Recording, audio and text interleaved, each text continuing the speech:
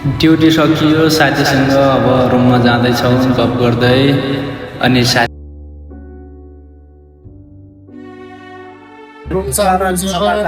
game खेल्नु छ game त म खेल्दिनँ अब भिडियोतिर लागेको छु गेम त खासै खेल्दिनँ होला हो 1 वर्ष भयो होइन गेम खेल्न लाग्यो 1 वर्ष जति भिडियो बनाउनु पर्यो अब केही न केही हुन्छ कि भन्ने आश छ ल साथीहरूले पनि सपोर्ट गरिदिनु होला है बधाई छ तपाईँलाई ल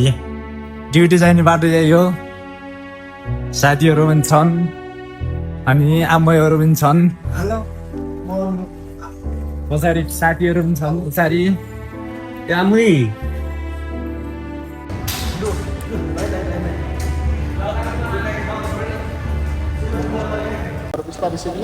नाइटको भ्यू यस्तो छ ल साथीहरू पानी पऱ्यो भर्खर फाटेको रहेछ यही त भन्छ नि फाटेको भन्छ है नयाँ नयाँ भलको होइन त्यही पनि अब बोल्न पनि खासै आउँदैन देख्दैन है आँखाले कहाँ देखिन्छ ल हामीहरूलाई हेर अहिले रुम त खासै छैनौँ थोरै छौँ तर बोल्दाखेरि कस्तो म हाँस्छु क्या फेरि अलिअलि हाँसिने अनि मासिन कहाँ हुन्छ त्यो रिसाएर बोल्नु त हाँसेर बोल्नु देखाउँदै एकचोटि केवलको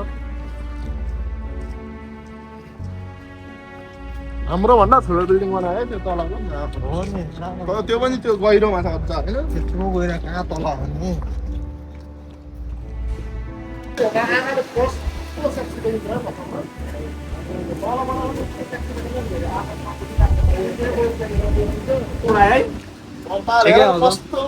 पछाडि रहेछ न बोल्यो त मैले त अगाडि कि जस्तो लाग्यो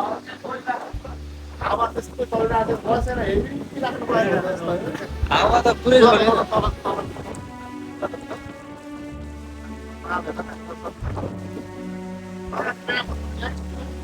अब हामीहरू रुममा पुगिसक्यो अब रुमभित्र गएर के कस्तो छ के कस्तो बनाइराखेका छन् अब हेर्नु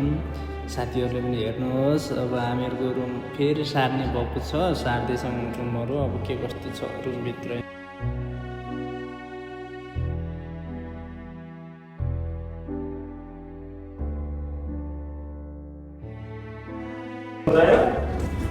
यो रुम पनि ठिकै रहेछ सब खाली छ हो खाली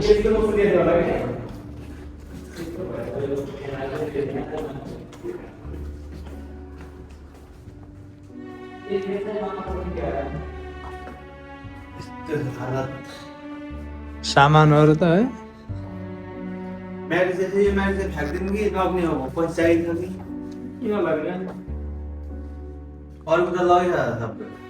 पछि फेरि हामीहरूलाई अर्को रुममा सारिदिने बेला फेरि नहोला नि फेरि म्याट है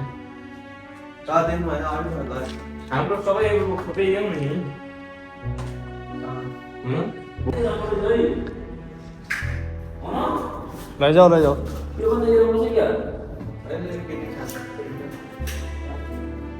लु रुम खाली भयो सब अब भूतहरू बस्ने जस्तो भयो रुमहरू ग्याङडङ सब खाली भयो केटाहरू दिउँसै गइसकेका छन् ढिलो आउने भनेको हामीहरू अब नाइट ड्युटी गर्ने मान्छे ढिलो त भइहाल्छ अब नयाँ रुमतिर जाऊँ अब के कस्तो हो काठमाडौँमा सुकुम्बासी जस्तै भइहाल्छ हो यो होइन हो यो हाम्रो रुमको त्यहाँ पोहोरबाट अरू टेबलमा छ त टेबलमा आइछ क्या त्यसमा आइकन भने विदेश भन्ने मात्रै छ साह्रै दुःख पाइहाल्छ हो सुकुम्बासीभन्दा कम भइया छैन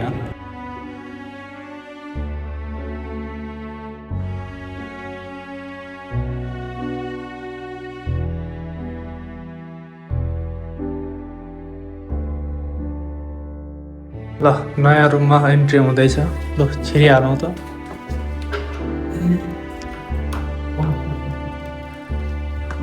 पुरा केमिकलको नभएर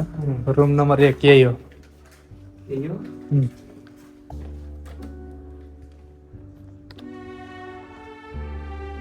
नयाँ रुम सब ठिक छ नयाँ रुम यस्तो छ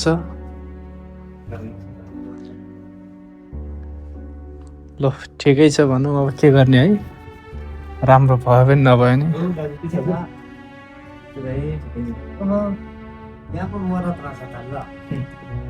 दुईजनालाई यहाँ रहेछ है